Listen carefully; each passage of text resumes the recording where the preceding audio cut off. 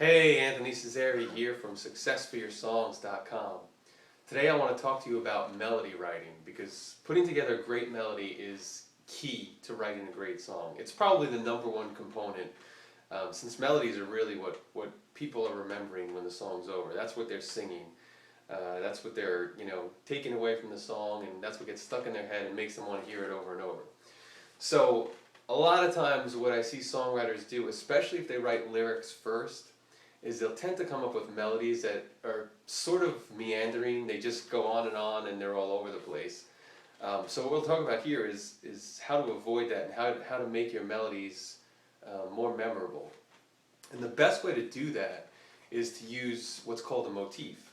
And a motif is basically a piece of melody that's it's basically reused throughout your melody. So you'll develop a motif and then you'll repeat it.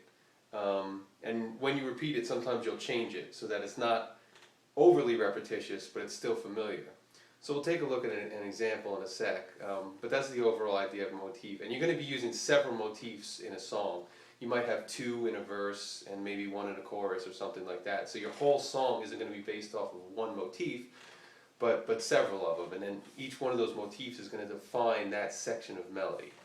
So let's look at an example of what a motif can be. I'm just going to play a little section of a song here. I'm not going to use real lyrics. I'm just going to sing "nah" just so we can focus on the melody. And then we'll talk about what happened.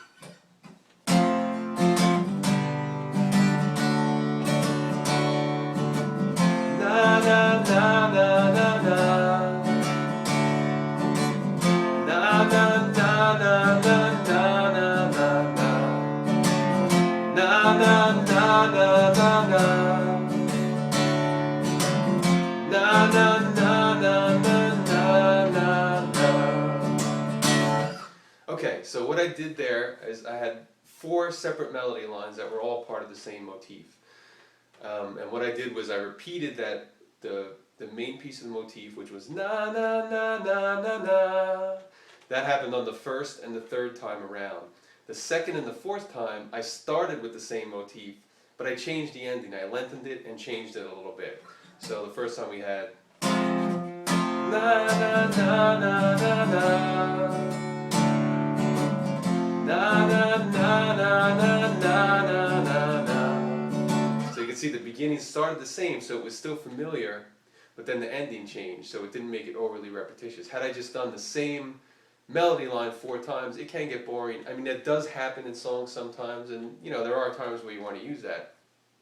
But it's usually not ideal, because in the same way that you don't want a melody that's meandering and just going on and constantly doing something else that isn't memorable, you don't want something that's overly repetitious, which is why developing a motif and changing it as the motif moves along is a nice approach. So that's one thing we could do. We just looked at starting with a motif, the second time lengthening it, going back to it, and then lengthening it the 4th time. Another thing we could do is we can repeat it a couple times and then shorten it. So that would be something like this.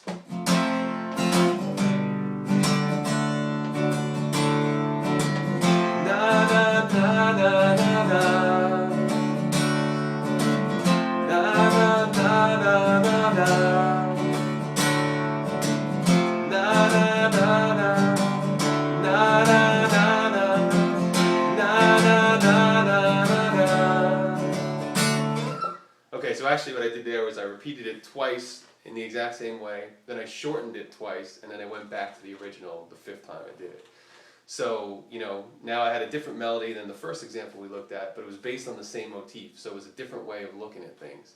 So when you start to build your melodies based on motifs, number one, it'll make it easier for you to write a melody, because you're not just trying to come up with a melody from start to finish, from the beginning to end of your song, but instead you're looking at your song in sections.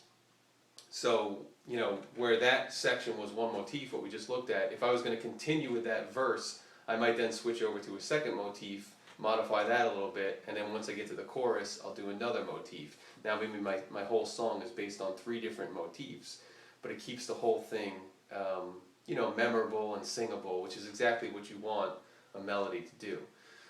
So, and then, like I said, this is also, it's easier to write this way too, because if you could just focus on just three lines of melody for your entire song, maybe a couple in the verses and one in the chorus, or maybe you use two in the chorus.